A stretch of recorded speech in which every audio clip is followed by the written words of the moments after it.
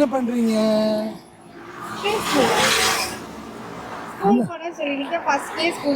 அப்படிங்களா? வாழ்த்துக்கள்மா. நல்லா படிச்சிருக்கீங்களா? படிப்பீங்களா? முதல் நாள் போயிட்டு இருந்தீங்களா? கை கொடுங்க, கை கொடுங்க. சரிங்களா? எதுக்கு தெரியுமா? உங்களுக்கு பரிசு எதுக்கு தெரியுமா? புரியுங்க.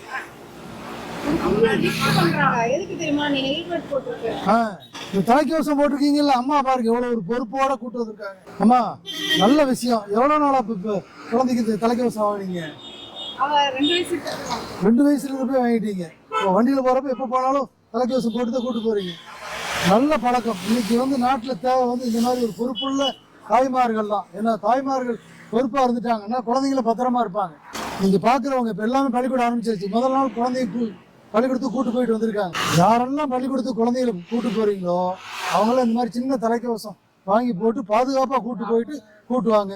போறப்போ கூட்டு போயிட்டு குழந்தை இறக்கி வச்சு தலைக்கவசத்தை பத்திரமா வெட்டியில வச்சுக்குவாங்க.